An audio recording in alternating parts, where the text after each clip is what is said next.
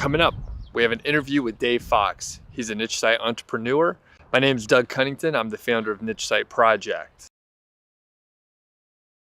Dave Fox is a guy I've known for like over 2 years now. I started coaching him in early 2015, and we met about 5 or 6 times. We got him started on his niche site, and he slowly built a portfolio of sites. He has somewhere between 8 and 10 or maybe more. When I asked him the question, he wasn't 100% sure. So we talk about a few things like the number of sites that Dave thinks he has, the link building techniques that Dave has adopted, what he likes. He's actually tested out the scholarship technique, so we'll definitely talk about that a little bit. We look at how he views content and what he does for content on his site, and he also shares just some general tips for people getting started. And well, let's just get to the interview. Thanks, Dave. Hey, what's up? It's Doug Cunnington here from Niche Site Project, of course, and I have a very special guest today. Mr. Fox, Dave Fox. You've probably seen this guy before. He's all over the niche site scene.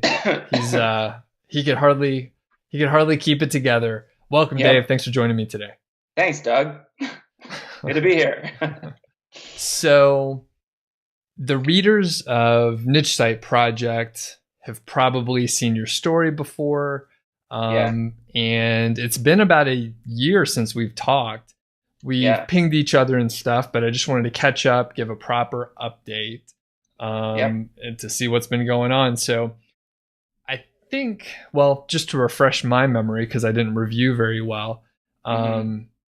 So a while back, like about 2+ years ago, you and I started working together. This was, just straight up coaching for a few months. And then you launched one site out of that. Yeah. And then after you got, a feel for what was going on, you launched a few more sites. So where are you at right now? How many niche sites do you have out there? I guess there's probably eight or nine. I'm cute. Like, obvious, like I would know, right? Like, I should know the exact number, but there's a couple that kind of like float off, and like I kind of forget about them because they're maybe not as highly prioritized. And also I'm helping some friends with some sites. So they're like kind of like hybrid, like half niche sites. So there's at least, 10 floating around, but the ones that I focus on, there's probably 8. Okay. And then are there like, a couple that you really focus on, like one or two that you're like, those are your babies? Kind of, yeah. It's gotten a little bit, hectic in the sense of, the ones that are doing the best financially, I don't focus on the most for some reason. Like I keep them going, but I feel like they're doing well, and I guess it's just I'm stubborn. So the new ones that I started about a year ago, I've been like slaving away trying to get them like out of the sandbox, sure, or what have you. And so being stubborn, I'm just like I really want them to kind of like get out of that sort of beginning stage, and so I've been working hard on those for most of the past year. Gotcha. And the other sites are doing pretty well, so I kind of like, they're not coasting, but they're kind of like, they're a little more they're not as stressful as the other ones that are newer. Gotcha. I could totally relate. I know exactly what you're talking about. So can you give us some idea on the revenue that you're making right now? And maybe like you could tell us, sort of how it grew or and contracted or and grew or whatever. Sure. Yeah. So about, I guess last summer, I was getting up to that like 4 or 5K range per month, and that was pretty cool. And then I was kind of like hoping, like I was on par to keep escalating, I guess. And then Christmas came along, and that was really good. I got up to like 9 or so K for December, which was amazing. Awesome. That was an awesome month because that never had happened before. I guess the previous year I'd gotten to like 2 or something. So it was quite a leap. And after Christmas, things didn't completely fall off. Like they stayed up like around 6 or so. But then in March, there was the Amazon rate Oh yeah. reconfiguration, and that's when things kind of got slammed a bit. But I was like legitimately depressed for like a good 2 or 3 weeks. Yeah. I remember, yeah. So go ahead, yeah. Well, I was gonna say, I mean, my sites got hit too. My revenue went down by like 35%. And then Mm, in another story that I'm blogging about on Niche yeah. Site Project Go White Hat, like that site that we were going to sell for like 500,000, Hmm. like it took a 35% hit. And you can imagine that Yeah. also made the Right. value of the site go Yeah. down by 35%. So Right. I Yeah. wasn't super thrilled about it either. Yeah. Yeah. Totally. To say the least. But it's all good. It sounds like you're in a better place now. So what did that do to your revenue? If you could share, so it dropped by like 35%, Yeah. probably. Yeah, it did. It Um, dropped by because my main site, which is in like the housewares mhm, niche, right? I think they dropped for to like 5, or maybe it's 5.5. mhm, But it was like I was getting about 8, right? yep. And so yeah, it really kind of like took a dive, and like it wasn't. It's not the traffic was still consistent, and the traffic's even gone up a bit. But like when that happened, it was like there was a month or two where things dropped, like because I was making the most money, and then luckily another site with a higher commission rate overtook that site. So like that site is sort of like it's gotten out of the way, and there's another site that's kind of doing well. So in the end, what happened, I guess, was like I took the cut for a couple months, and then things sort of got back up to the 5K. So I think I would be at about 7 right now if it wasn't for like that Amazon thing. But like Mhm, things are sort of comfortably at 5 and still going rising again. So like I feel like it set me back a little bit in terms of like the revenue, but like yeah. I've never really been completely about the revenue anyway, just in the sense of like if I was, I would be like slamming my like super like monetizable sites like with all the content, but I'm sort of like just hooked on these other sites where I'm like, come on, like it's like you know what I mean, like just try to get them to go forward. So luckily I have distractions away from like the like the 35% cut. Yeah. Okay. So, and I could relate. You love the game. You like once you once you got into it, it was like you like seeing the growth. You like to start stuff from scratch. Yeah. I know I told you don't do it. Like don't build so many sites. Yeah. Just focus Yeah. up, man. Yeah. And I mean, it still works, and you obviously you're enjoying yourself, so that's good. Yeah. So you're about at 5K per month, and you Yeah. have what sounds like to be maybe 6 or 7 sites that are about a year old that you have been spending time on. Is that right? Yeah. Okay, cool. And I mean, I would imagine, right? So when we talked before, and I'm going to summarize again. So in December of 2015, you made about $2,000 that month, and then December of 2016, you made about $9,000, Yeah. and then things come down after the retail season. Yeah. Unfortunately, Amazon, if people aren't familiar, Amazon changed the commission structure, and generally people's revenue went down because of that. A lot of people went down between like 25 and 35%. Yeah. For most people that I talked to that sold a significant amount. So that's unfortunate, but it's stabilized right now. It's about 5K per month, which is, fantastic. Congratulations on that for Thanks. stability. Like Yeah. over a full year of that revenue is like super Hmm. awesome. And Yeah. then my prediction, right? So this is what I was going to say. My prediction is probably one or two of the sites that you have been working on will probably break out, and Yeah. like traffic's going to go way up. Yeah. And I mean, you may have a 12 or 15 or 20K December because you're like pumping out content at this point, right? Yeah. Yeah. Yep. Cool. Totally. All, yeah, tons of content. Um, yeah, and that's like with the new sites, yeah, they're just getting to that point where they're starting to get up out of the sandbox, I guess. Like there's definitely points where like a couple of the sites like it's a discernible like jump for no other reason than just the time, Yeah. right? Like the timing.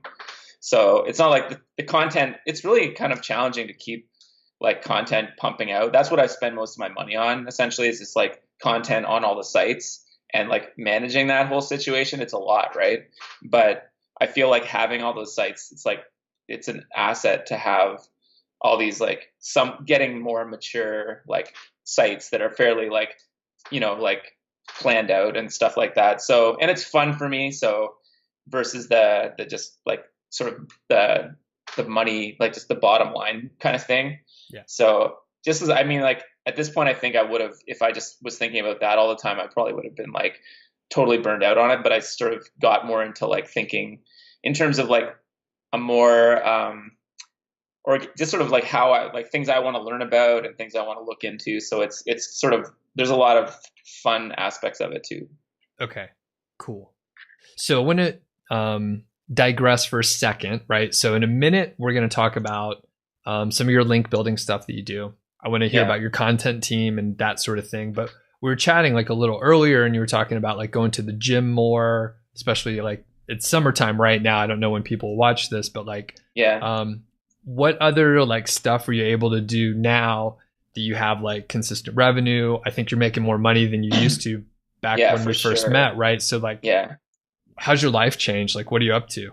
It's definitely like changed a lot in the sense of like, I can have a personal trainer now, which was like a big deal. And like, I can just, get a few more things. Like, I don't like, I'm not like a shopaholic or anything, but I just, can get a few more things. If you spend your money like a little bit wisely, which I kind of put money towards things that I feel like I need, and it's sort of a little more, there's more leeway, but it means a lot, right? To have that leeway, like personal trainer, that's a big deal to me, and things like that. Or I could just like fix my bike or whatever, my car, which I couldn't do any of that shit before. I was just like, I'd be like fucking broke and couldn't do that. And I'd just be like depressed. Like when you're, obviously everybody knows that when you don't have money, it's like, it's limiting. Yeah. So having a bit of leeway is very helpful in a lot of ways. For sure. Yeah. And the personal trainer and stuff and going to the gym. I mean, well, I don't have a personal trainer, but do go to the gym often. And like, that's a cool thing that I was, I'm happy I'm able to, join a gym, and I'm sure it makes a huge difference for you. You look stronger, look healthy and everything. So yeah, thanks. I mean, like totally. Cause it's like it's been about a year since I like got the trainer, and it's not even like the trainer's been like, whipping me into shape and like I'm on some crazy diet, but it's just like, I do feel a little bit better, like than I did before. Cause I mean, you can do it all yourself, but it's one of those things where I'm like, it is sort of a nice perk to like, because it's whatever motivates you, right? Like for me, if I go to the gym a lot by myself, like it's not as motivating as if I have a friend or a trainer or someone. But just even going to the gym like on a regular basis is like really helpful and keeps it, because like the whole movement thing. Like there was a time, in the winter where it was like a lot of sitting and a lot of just sort of like on the computer with the light and stuff, and I was like, I think it just like got to me to the point where I'm like, I can't like continually do that. I have to like make sure I get up and get out of the house a lot more, Yeah. And you know what, speaking, I need to, I don't get a lot of sun, we're in like a northern region of the world here. So I'm in Montana, you're in Canada, which, what part of Canada? Sorry, I forget.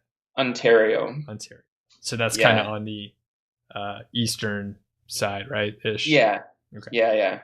But so we have like long nights in the winter. There's not much daylight. So, I mean, we're, Dave and I are super tan right now because of the summer, but you may not be able to tell because I actually feel pretty pasty. So, okay, let's bring it back to internet marketing. Thanks for digressing for a second. So, content. So you're pumping out content. What does your team look like? Where are you hiring people? Just take me through that. Okay. Basically, I get most of my people through Upwork, but I still have, like lately I've been hiring more friends to do things because I think I've taken a bit of a turn with the content in terms of when I hire people or work with people, I want people that really, really kind of care about like what they're saying or what they're writing. So rather than have the guy that he can write about like a specific topic, but it's just not completely authentic because he's sort of just like, winging it a bit. He has to learn about it and research it. Like I'd rather have people that like essentially know and like really know what they're talking about. So like I try lately just to find those people from the get-go as opposed to like training people to learn about things that they don't know about. Yeah. Right. So like instead of having some writer that like is very versatile but like knows nothing about like say like deep sea diving, and then you're like, okay, you're gonna write 10 or 20 articles about deep sea diving, like go. That's, I find that it's just more effective now to like just find a deep sea diver that writes. Right. Yeah. Yeah. Things For like sure. that. Cool. So, and there's like a lot of, I think I went a little bit overboard with hiring like lots of writers and I'm trying to scale it back a bit because having all those people, it's kind of fun for a while. And then eventually I'm like, well, it's just logistically too crazy. So, which I'm sure you can like see, like you're more of like the organized, you like to be organized. That's your thing. My thing is like, I'm not organized. I'm trying to get a little more organized. Yeah. So, yeah. Gotcha. So how many writers did you have like when you realized it was too many, and like how many is the right number? Like 15 or 20, like, okay. All right. Like just doing different like amounts, right? Like not every day or anything, but just like people coming out of the woodwork, like submitting things at random times. My budget couldn't really handle it because I would be like, oh, that guy, oh, those articles. Right. So like, I just went a little bit over the top with hiring so many people. And now it's like, I want to have like sort of a core team of like, I have one person I work with all the time but she doesn't get around to all the sites. So I think like maybe one writer per site is possibly like a reasonable amount. So cool. I'm trying to cut back a bit. Yeah.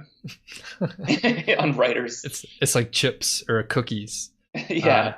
Okay, cool. That makes sense. And I mean, like I could understand again, like what you're talking about when, good times are here, you had a big month, you're like, hey, I want to reinvest. And then all of a sudden it's like too many writers and the cash flow doesn't support it. So that all makes sense. And I mean, having one writer per site makes a huge amount of sense, especially if you have someone that knows, or at least is mildly interested in the topic. Like, at least then you don't have to have someone write about, 5 different niches and they really don't know anything about any of them and all the content's kind of crappy. So that sounds like a nice way to do it.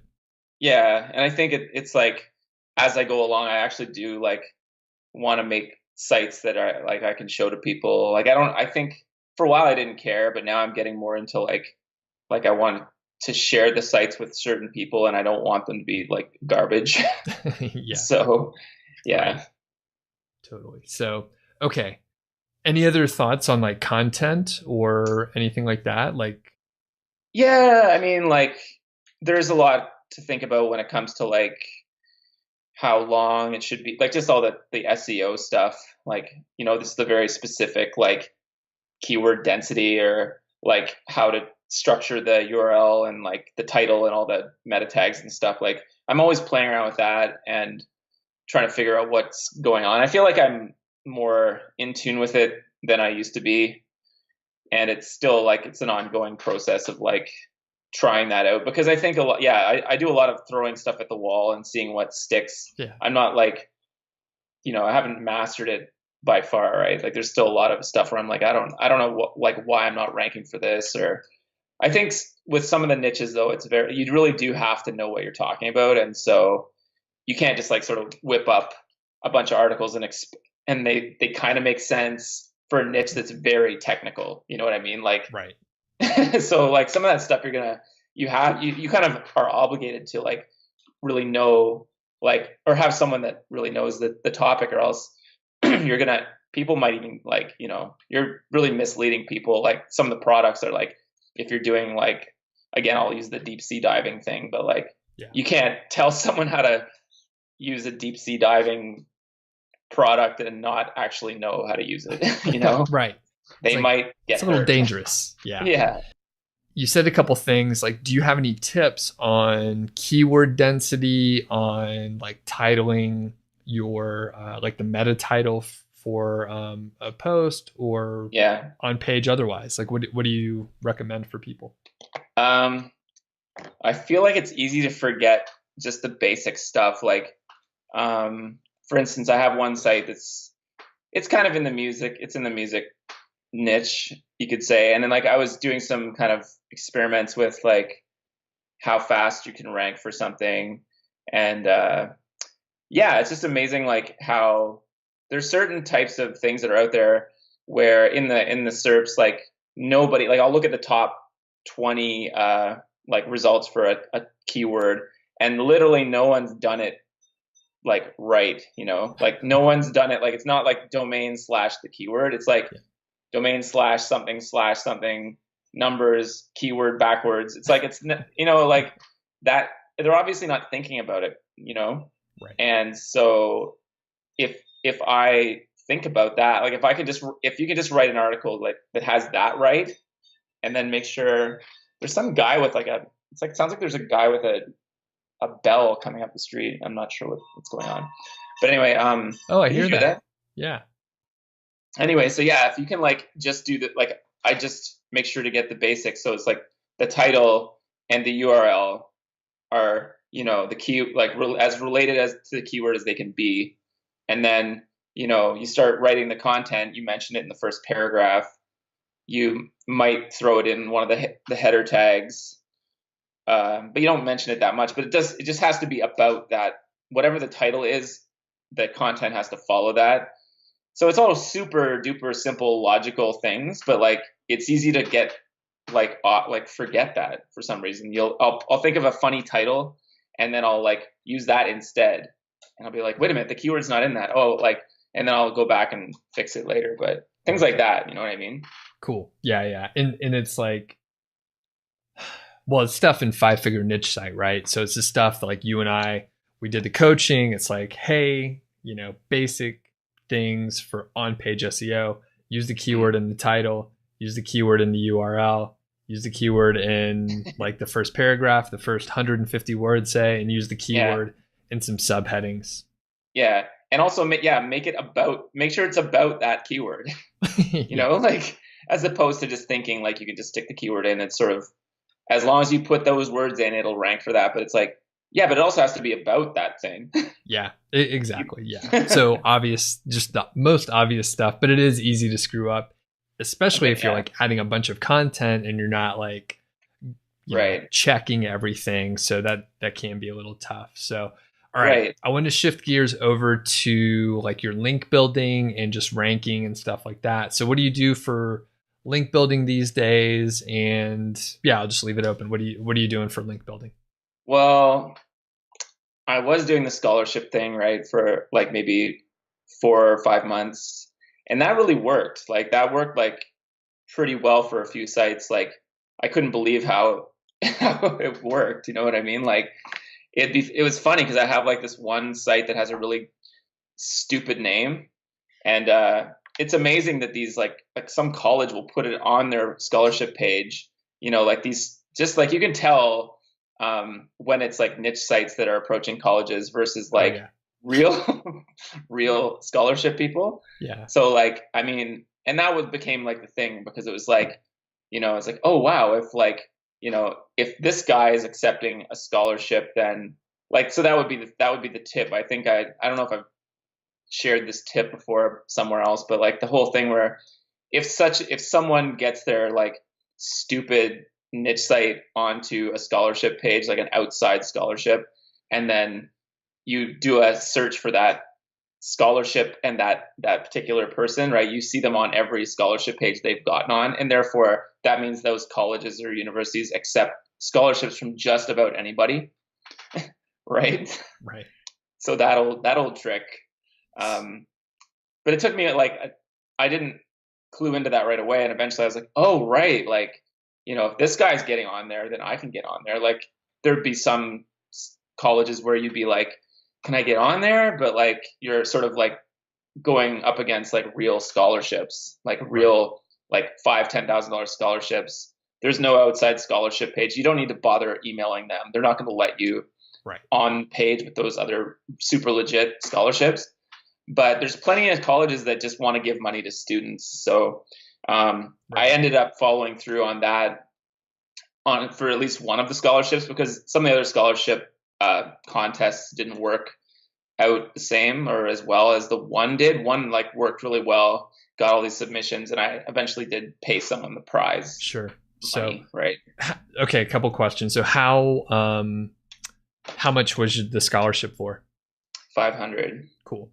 And then so it worked really well for one site. Yeah. Like, what were the results as far as the ranking on that site? So I expect, right, it paid off, right? So what was the impact? It paid off I'm still kind of like not sure if I'm like ready to jump like into it and do it again. But so the things you have to be paying attention to are like, okay, so your traffic increases like as the scholarship kicks in, but a lot of that traffic is going to the scholarship, right? So it's like, oh, okay, so I'm getting like 100 more people a day. That's amazing. And then you check the analytics, like most of them are going to the scholarship page. So, but I did notice a sort of an overall increase, because like in the end you end up having like I got like 10 like edu links from that. I also got like a bunch of content from that I could use, and I also got like a net like increase in traffic from that. So it did work out, but it like I think I was talking to my friend about this the other day too, that like, and how like there's a sort of like saturation point with like some of these edu links, I think, where like you can have like a bunch of them, but like at a certain point Google's like, okay, enough with the edu links, we get it, you have some edu links. Like having like 10 or 20 or like 100, I'm not sure if it's going to like just exponentially increase your traffic like as you keep getting edu links, like because it's only one type of link, right? So yeah, Google's like, okay, that you caught that covered, that's good, like stop doing that. Yeah. Okay. Cool. And you know what, I number one, I'll probably do a tutorial, like maybe a multi-series tutorial on doing this. I have tested it before. I saw pretty nice results in general. And there's a couple like tricks to it. And, you mentioned I'm sort of organized sometimes. So like I tried to keep it pretty systemized or just systems around it. So it was fairly controlled. And I believe, right, so one thing I've heard about these scholarship links ever since I heard about SEO, right? People were talking about it like 4 years ago, but it wasn't very popular. And then like about a year and some change ago, a few niche site like influencers, I'll call them, did this. They had some good results, and then they shared it, and then a whole bunch of people started doing it. And I believe the effectiveness is probably exactly what you said, where you get a few of these links and it's good.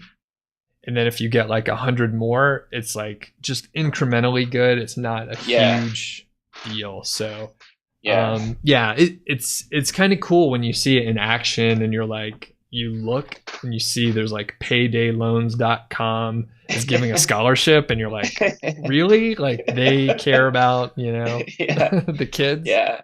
But okay. So you do the scholarship stuff. What else are you doing for link building? My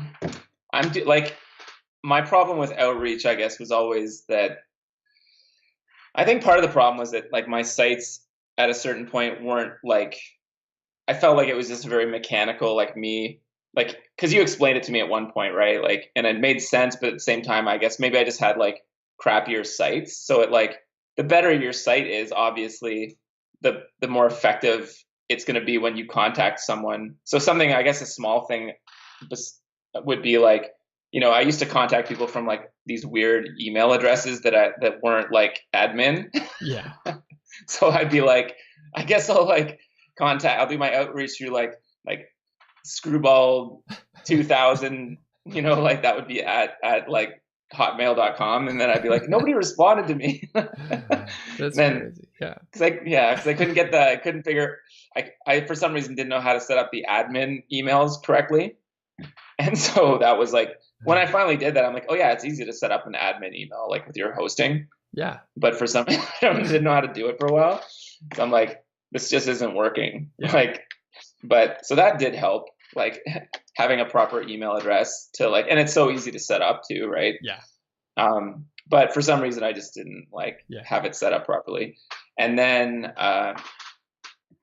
so then I guess lately I've just felt more like it's more of an organic process for me, just in the sense of like, I do a lot of interviews with people, Gotcha. like, which I don't think are the most time effective, like outreach methods to use, like for me to be like, but I feel like it's more enjoyable for me to like actually contact Sure. somebody and like go through, like, because it's like it can take up a lot of time to like set up an interview, conduct an interview, like build a post around an interview, and then the payoff might not be as big as some other things, but for me it's just like it makes sense to me, so I do it that way. Like Cool. That's generally just what I do, I guess. Gotcha.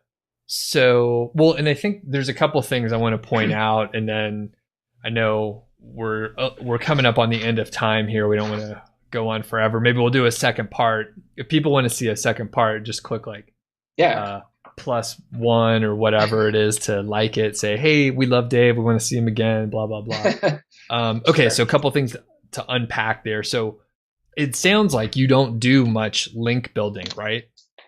Not too much. Like I have a Awesome. few other methods, but generally not too much. Cool. And that is a great answer, because most of the time people are like, oh, I got this magic link building method that you really got to check it out, and it's the only way to do it, blah, blah, blah. But you're saying, hey, you put out some content that's decent, and maybe you do these sort of longer, really hard to emulate and copy methods. Yeah. And I think that's awesome, right? So you don't really like doing the outreach. Like I've told you, like, hey, let's do some outreach things. You don't really like it. That's cool.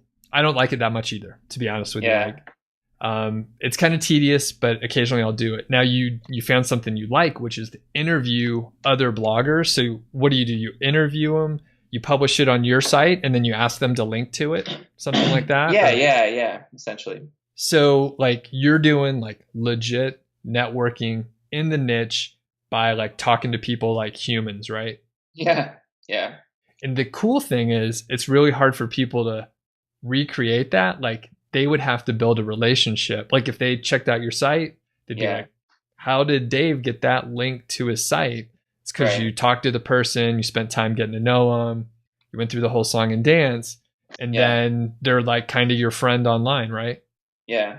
It takes a while, but I find that it's just more enjoyable, I guess, like versus other methods that just seem to like, because I guess the thing is like my main forte is like, I guess, getting the content out there, and it does slow it down a bit though when I'm watching like my analytics or the search console. If I'm looking at like clicks, I'm trying to get up somewhere with a keyword, and I'm like, well, I haven't really worked on that specific part of the site too much. Like I might do some outreach. Like it does, like depends on the kind of site you're developing too. I have a lot of sites that are pretty broad, so it's like everything just takes a long time. Like you're either in it for the long haul, or you're just like, you're not. So like I'm in it for the long haul, so I don't really care anymore. I'm like, you can't really, you know what I mean? Like it's just like it might as well take a long time because everything takes a long time. Yeah, exactly. You said it well, and I won't try to even repeat it, but I agree 100%. I mean, if people are in a hurry, it's just not going to work out well for them. Yeah. Well, it could for like a brief time, but it'd be like this, Yeah. And that's like anything, I guess. Like, so, I mean, I still wish I knew a few more like link building tricks that like I could relate to, but I think they just slowly creep in and like they'll happen. Like I'm still like, I know there's a ton of them out there, right? Like there's a ton of different techniques. I guess I like the skyscraper method, but is that even a link building technique? That's just more like a content strategy. Yeah, it's kind of a content and then outreach. So if people aren't familiar, this is like the technique that Brian Dean sort of coined the name skyscraper technique. But essentially, you scour the internet for like the best resources on a given topic, and then you write a better one by consolidating and improving the information. And then you reach out to people that linked up to those other resources to like have them link up to yours. And it was really groundbreaking a few years ago, but at this point, like marketers ruin stuff. So like people are doing it, and then you just end up with a bunch of people that have already gotten emails about this other great post. And it turns out like there's just a lot of content. So like what I've had to do, or what I've done, and I published a post on this at Ahrefs, right? So if you publish a skyscraper article, then you can like do a guest posting campaign to link to that article, because it's really good, and people won't bat an eyelash if you link to a good content that's a skyscraper. But and I find that like even if like you do like just like on its own writing, if you are really interested in ranking for a keyword and you like just do the best article you can on it, it generally does like start beating the other results, like because people will see, like it has to be clearly better, like a lot of keywords there's still a lot of keywords that they're just ranking because Google's trying to organize the internet. Like there's no like there's not good, these aren't good articles or anything, like so there's I think there's still a lot of like opportunity just to do a good job, and that'll do like most of the heavy lifting for you. Like, and as soon as you share it with somebody, they're gonna be like, holy shit, why did you like try so hard on this? Like, I don't know. Like, it's not like I'm trying to rank for a keyword or anything like that. Funny. So, okay. A call to the audience right now. So if you're watching this, I appreciate you sticking in for, 35 plus minutes. If you have questions for Dave, write them in the comments, please. And maybe we do a second round. Maybe I come back and I answer the questions and Dave helps me a little bit, but maybe we do another round of this because I think there's a lot of cool information here. So that's a call to the audience. And Dave, from you, if you were giving some people like advice on just getting started, what would you tell them? Maybe they don't have a niche site yet, but they're thinking they want to start one. Right. Well, I mean, if you're trying to do it to make like, because a lot of people that I talk to are trying to get out of like their shitty financial situation. And it's like, okay, well, if you're going to do it for that reason, then make sure you adhere to all of the things to make a successful, like financially successful niche site. Because it's easy enough to make, like you can make a site and it might not be financially viable at all. So like you need to be like, follow those specific rules, like especially if it's like an Amazon site or whatever, like, cause I mainly do Amazon sites. Like I don't even really do AdSense sites, like I have some AdSense going, but like I'm not focused on it. And like, I guess each of these types of like site, like Amazon or AdSense, or if you're doing like a ClickBank type offer thing, like they each have very specific principles in how to sort of make the site work, right? So you have to follow the rules and you have to like put in the time, and it's just like, there's no way around it. You're going to like, things are going to suck for like, a few, like 6 months to a year as you like grind away at this site, because you have to follow the rules. And if you don't follow the rules, you can't really expect to like see the success later, I guess. Right. Yep. So it's like, that's just like I don't know if there's like a faster way to do it. Like I never could figure it out. Like I tried the faster ways and they all failed. So right. Yeah, me too. And I know like some people that are in my mastermind group, they start other sites, right? And it takes, like you said, about 6 months to a year to see like some reasonable growth. And it, there's systems and things that you can do, but there's no like real shortcuts. Things, change in another couple years. It could be a different situation. Maybe you could do it faster. Maybe it'll take 2 years. Like, who knows how this is going to shape up? But good advice. Follow the rules. Like, make sure you're using like a proven model to actually have a profitable site, because like it's super easy to throw a site up that's like not going to make money. Yeah. It's really easy to do that. So. I think too, like, it's like, if you're gonna, the consistency with the content is so important, right? So like, if you did like, even if you did like one article that's like 800 words every few days, but did it for 6 months, you'd be in much better shape than if you did something that was flat, like a flash in the pan type, quick fix thing, right? But people just can't do that. They're like, people think they can do it, and they're like, oh, no problem. That's easy. I can totally do like one 800-word article every 3 days, no problem. But it's like, most people I see that try to do it, they can't do it, and I'm like, is it that easy then? You know, like, the consistency you know what? part. It's like going to the gym. You know, it's like, it's easy to go to the gym like one day and like run a mile, but like do it all year long and like get up on the days that you don't want to get up and like go to the gym then. Like that makes a big difference. Or you pay a trainer, that'll get your ass out of bed, I guess. So someone will send you a text. Like, cool, Dave. Thanks for joining me. Let's we'll just end abruptly. We'll catch up with you sometime soon. And thanks again for joining us on Niche Site Project. Yeah, thanks, Doug. Anytime.